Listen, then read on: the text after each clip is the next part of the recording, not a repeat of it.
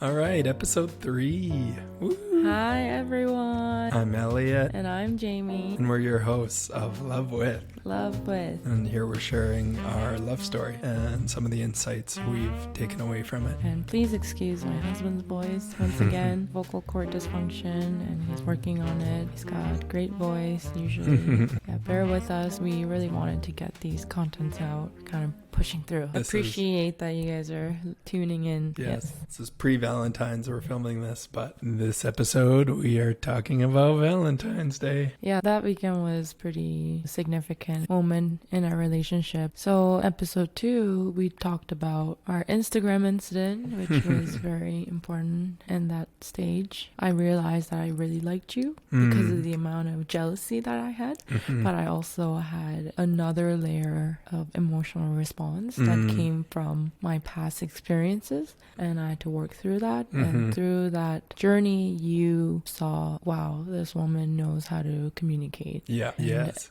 You told me later on that you started praying for marriage after that incident. So significant moment, and that was like the gist, but there are good tips and lessons that we share throughout our podcast episodes. So I highly recommend people to go back to them, have a listen. Totally. Yeah. Okay. We are on a journey from like to love. Yeah, that's all about episode 3, transitioning from like to love. That came pretty quick for you. Yeah, as we're kind of still in that recap, I was praying for marriage, and that kind of low, it added a layer of depth because it was moving fast. And when things move fast, you might question, and things are all good and nothing bad has happened. And so it's like, have you really thought everything through?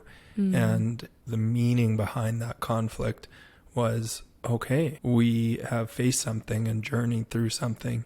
Marriage has conflict, and we did that successfully. It added that layer of depth because I was falling for you, and yet we did something hard and we journeyed through something hard, and that really shifted things for me. So cool. Yeah. What made you very special for me was the fact that you wanted to ask my parents for the blessing before we put the labels on of girlfriend and boyfriend. When I tell this to my friends or family, they're just blown away. Like, whoa, a man like that exists, you know? And that was super special for me, and it was very distinct and different, yet again, from my experiences in the past. That meant a lot to me, because just to give a little bit of a backstory, my mom prayed for my future husband even before I was conceived, because she knew how difficult it was to be in a marriage with the different spiritual values, let's say. Yeah. She wanted a healthy, thriving marriage for her daughters and whoever. I guess she wouldn't have known whether I would be a boy or a girl at that point, but she started praying, and I think all those years of prayers just came into fruition together when I met you. And surprisingly, like, my family's all over the world. Like, they're not in one place at the same time. My parents are in Korea, and they visit like maybe once a year. I think God just orchestrated everything into place. My mom was in Calgary at that time. I think that was one of the biggest factors that accelerated this whole process as well, because you wanted to meet my parents, ask for a blessing. My dad was in Korea, but my mom was here, and so, okay, let's set up and meet. That was the Valentine's Day weekend. February 13th was when you met my mom. And I remember I was like so nervous, but it was just so special for me to witness the connection that you guys had, even despite the language barrier. Like, my mom can speak some English, but it's not her first language, and certainly Korean's not your first language. I never ever imagined that I would marry a white guy, for a fact. So it was just a very meaningful moment to see two of you connecting and receiving that blessing from my mom. Yeah, it was so cool. I remember doing this a lot. Yes, you were like that body language. Yes. Like, oh. And my mom loved it. She was like, oh yeah, he was doing this, you know, like genuine. I think my like inner counselor showed up, and I'm just like doing that nonverbal communication. And your mom is so sweet, and whenever I think of your mom, emotions come, and I get joy, and I get almost like this gratitude. And if I allowed myself, I could have a tear come to my eye. You know, she's so special, and it was so cool to meet her, and I can just sit with that experience, and I remember the details. It was so neat and so special to have her there, because it could have been a different year that we met, and she might not have been in Canada. And it's definitely a different experience, like having her there physically versus just through FaceTime. You can still connect, but just having to see each other face to face and kind of exchange those kind of energy together was so important. And my mom like blessed us. That was the mark of we're boyfriend and girlfriend. Yeah. And then on the Valentine's Day, something special happened. My gosh. So the backstory is so funny, because Valentine's Day, I never ever looked forward to Valentine's Day. And it was my deepest desire to get a rose from a man who loved me. I didn't get that for a long time, sadly. I remember, I think it was the year before or 2 years before our first Valentine's Day, Juhi, like my oldest sister, she gave me this rose. Like, here. I'm like, oh, Valentine's Day for myself, and I still have the reel. But yeah, that's how much I longed. I don't know why. And then like I see all these couples. It's like they say Single Awareness Day. You are hyper aware that you're single, because it's all about love and giving chocolates and roses. And all my guy friends in dental school, so they would like hunt for roses for their girlfriend. And so that was like the deepest desire that I had. I was so happy when we'll get to that, I guess. It was at the end of the night. I remember you getting like this big giant bag of Valentine's Day gifts in the bag at the end of the night, right? Yeah. But let's backtrack a little. So after receiving blessings from my mom for a girlfriend and boyfriend, and I was like full in, right? Like, you're my boyfriend. I was so happy to be in a relationship finally. And it was the first kind of Valentine's Day that I'm gonna be showered in love. I was kind of curious, well, like, what would he do for Valentine's Day, you know? And then what happened? Yeah, well, I mean, many things. I remember preparing for the weekend, knowing it's Valentine's Day. I shotgunned the board. I'm looking over there, and one of my gifts is still there. So that was like, I nailed it. And there's a funny story behind that. Maybe this is a time to discuss love languages, because I love quality time. I love, but I express it through quality time. But we hadn't really discussed our love languages too much by then. And I think gifts are important. However, they are my lowest item on the love language. So I think many guys, I would say. Yeah. I appreciate gifts. Not very good at giving them. So I remember kind of trying to be thoughtful. And so I got like a photo album where we can put our memories. I got stereotypical chocolate and flower, and then maybe bring this into the scene here. Little guy over there. So this little guy was honestly an afterthought. So little love bear. I named him L. Yeah. And it was so funny because I was actually going to Walmart of all places just to get a bag for everything. And it was kind of one of the, like, I think they call them end cap items. So, you know, and it was like, sure, I'll get a bear too. That's kind of cute. And that was the winner. We haven't filled up the photo album. We've never touched it. Yeah. But I nailed it with the bear. You know, we still have that. And it's a fun memory. This is the rose, like permanent rose that does not go away. That's good. I love it. Yeah, I love love. And you said this to me, like, I think your love languages are all 5, like they're all high. Yeah. There's no like primary one. But if I had to rank it, it would be quality time, words of affirmation, and then physical touch, and then acts of service, and then gift at the end. And I love receiving gifts too. And it shows like how thoughtful you were. You gave me this like salted caramel chocolate. Yeah. I don't really like salted caramel. And that's the funny thing, because I'm bad at giving gifts. And so the way I give gifts is like, I really like this, so Jamie might like this because that's a special chocolate for me. That's so funny. I love gift shopping if I know that person really well, and it's just the thought how they would react or how the gift will make them feel and the reaction. But that was super special, and you brought that huge bag of stuff and like the photo album was like humongous. I'm like, who makes scrapbooks? Like, I guess that's a really cute idea and I wanted to use it, but I'm just like, no. I think everything's like genuine. Digitalized now, you know? Yeah, totally. But it was a thought that counted. Oh, this is so sweet, you know? So what did we do for our Valentine's Day? Yeah, well, that's on my mind too. And I just remember Higher Ground, this cafe in Calgary. In Kensington. Yeah, in Kensington. Really cool artsy neighborhood. And I remember the hot chocolate we got, the Valentine's special hot chocolate. Yes. And that's so funny because we were looking at a ring for you, not an engagement ring, not yet. Oh yeah, I remember that. Oh my gosh. I'm so funny. I like jewelry. That's one of the things that I like. This is a little bit side story. Okay? Yeah. I've never looked at engagement rings ever in my life. I was not one of those girls, even though I wanted to get married early. Yeah. I never had dreams of my dream wedding. Like, I never had Pinterest board of weddings or dresses or anything like that.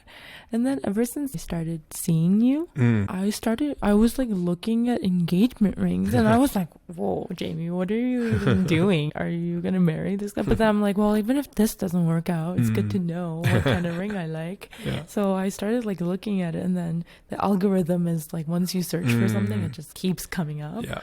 And so that's like going on at the same time. And this will come in handy later on in our story as it develops. But the ring that I wanted it from you, that's so funny. So my birthday's in March. Yeah.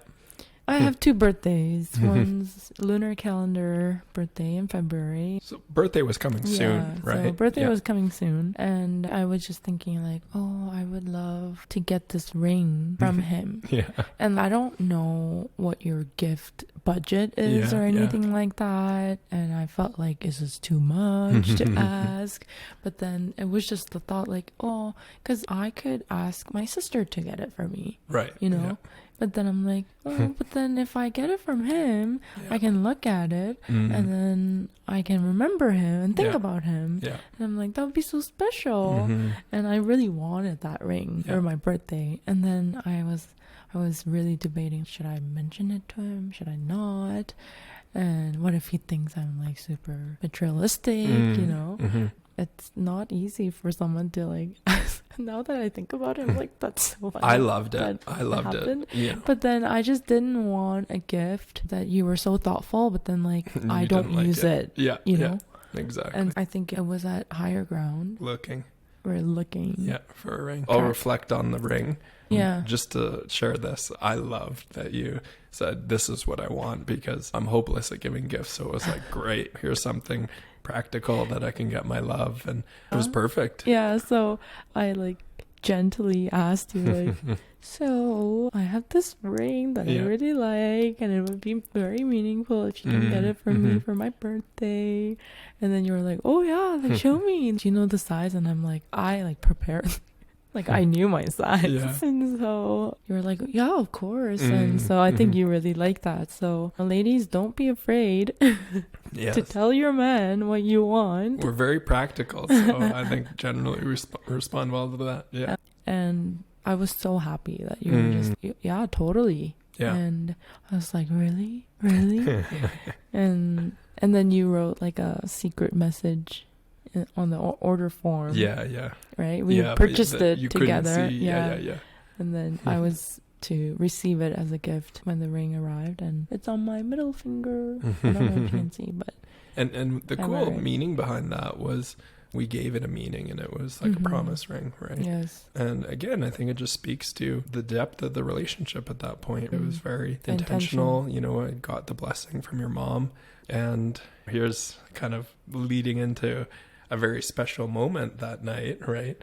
Oh, yeah. So that there was like Katsu, which is a special place we went to, Higher Ground, this ring, but there's something more. Before we got to higher ground. Yeah. Yeah, we went for a walk. You wanted to go for a walk or something. Yeah. Well, we were full from dinner. And, Yeah, just, walk off the food, yeah. And so we went for a walk by the river. Mm-hmm. And then I was like, oh, look at the night lights. And Yeah. blah, blah. But then you were kind of not the same. You were not responding, Yeah. not reacting the same. I'm like, what's wrong with him? And then we start walking and it's kind of foresty. Mm-hmm. And then what did you say? I said, I love you. Yeah, well, you were like, I have something to say. Yeah. It's yeah, okay if prepped you're, it. yeah, you prepped. And you're like, Yeah, it's okay if you don't say yes, it. if you don't reciprocate. Yeah. And I knew right away what it was. I was like, oh, he's going to say it. Wow. Yeah. And then, yeah, you said, I love you. And I was like so happy, like over the moon happy. But I did not say it back. Yeah. And that was okay. It wasn't like hurtful or anything. Like I was totally prepared. I was like, I know this is kind of early. The timeline here, like we met, first started talking, not even met in person, January 7th. So the timeline, right, is quick. Like it's just after a month. Yes. I appreciated though it was early, but it was a joy to say it to you, right? And I just remember the whole experience, higher ground, the elation of like going there and having that like drink and we had a drink, we like held hands. Yeah. And we were looking at each other. Yeah. And just thinking about it makes me so happy. Yeah. And then I brought up like it's probably like, oh, he said I love you. He's gonna get this ring. The level of confidence. Yeah. I'm like, he's gonna get it for me now. Yeah. And then I was so happy. I was just so happy. Like so happy. Yeah. I can't even describe. Like happy is not. It's like ecstasy. Yeah, it's just like bliss. Yeah, like pure bliss. And I think my response was like, I'm so happy. That classic, like, thank you. Yeah. But it was like such a good response because it wasn't awkward. It wasn't hesitation of like, oh, thank you. It was like, oh, I'm so happy. Yeah, that was such a beautiful, beautiful night. One of the nights that you were like, I will never forget this night. Yeah. Yeah, it's so ingrained in my memory. I think smells and food and taste that really traps in your memory. And so that drink, I want to go back here. It was really sweet. Well, and I love sweet things, so it was perfect for me. I'm Asian, so it has to be not too sweet. Yeah, exactly. So it was such an amazing night. And I think this episode is just about that progression, right? And the joy of love. And again, maybe a teachable moment is we know the Gottmans kind of refer to this as like limerence, and it's this ecstasy, this infatuation. It's a wonderful experience. I think for us, which we were so lucky for, was we had some level of conflict beforehand. And so it added that depth where it's like, okay, this isn't just infatuation. There's intentionality. I'm planning to move for this girl. We went through pretty significant conflict where you were ready to walk away. And so there was a depth, and it was so special that it all happened before Valentine's Day. It was just, like bliss after that. Yeah, we were like both very, very high in love. Yeah, totally. I just Like remember peak. the walk after, and it was so fun. Maybe another thing I'll share from the Gottmans, they talk about the sound relationship house. And so it's got 2 walls, and it's trust and commitment. And I think trust was built, and it was shaky after that Instagram incident. Can I trust this guy? But those are foundational pieces. And so trust and commitment we're building, especially the commitment, this promise ring. And the first floor of the sound relationship house is like building love maps, knowing your inner world. And so I'm up every weekend, and even leaving was so hard. And so we're on the phone immediately as I'm driving down back to Lethbridge. So we're certainly getting to know each other's inner world. And it was a beautiful time. Yeah, but then it just got harder to say goodbye and have that separation. Yeah. But I think that distance kind of helped us to grow fonder. Yeah. We couldn't wait to connect in person again every week, and you made it up every weekend. And I didn't wait too long to say it wasn't too the long words after. from myself, right? Yeah. I think ever since you told me that, I was just, oh my gosh, like, I'm falling for this guy. I think it was like 1 or 2 weeks after. Yeah, it wasn't long. I wrote it in a card and gave it to you, and you were so happy. Yeah. within like 2 months period, Yeah. we were committed to another level.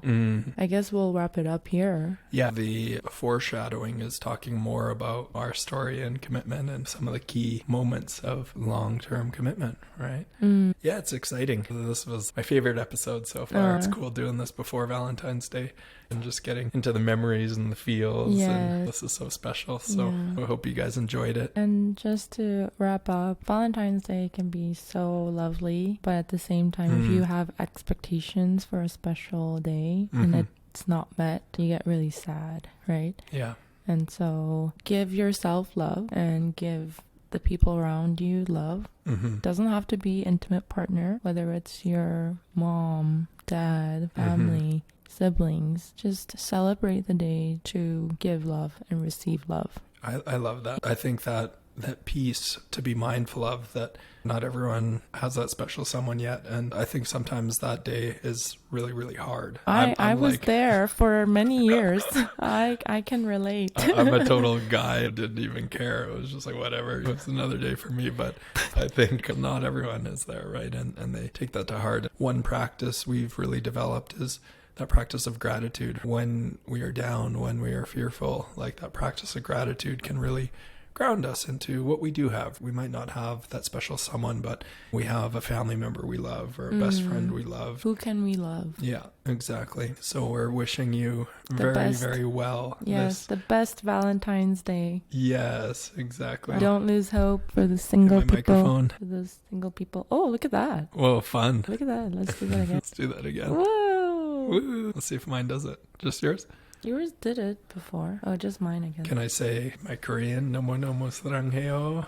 너무너무 사랑해요. We love you. Yes. I love you. Yes. Please like, comment, and subscribe. And stay tuned for our weekly episode. Lots of good content coming out. We just want to give what we have, and we wish you the best. Send us an email. We want to hear from you, and we've kind of had this planned out and how we wanted to share, but we want to hear from you, what you want to hear from us, and from someone who is a male from the masculine perspective, like in a couples therapist. What do you want to hear from maybe the research or the experience of working with couples and singles and everything related to relationships? And what do you want to hear from the feminine perspective? And you can reach us at hello@thelovecoach.ca or just go to the website and reach out. You can check us out at thelovecoach.ca. Thelovecoach.ca. Yeah, we really love love, and we love helping others find it. We love helping people journey through understanding themselves and finding their perfect match. We've got that resource for you, find your perfect match, and we've got resources for every stage where you're at. Yeah. And so check us out, and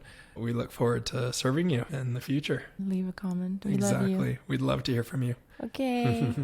Bye. Bye. Okay, I have bye. Lots of love. This is fun. Woo! Korean hearts. I love you. I love you so much. I love you more. No, I love you more.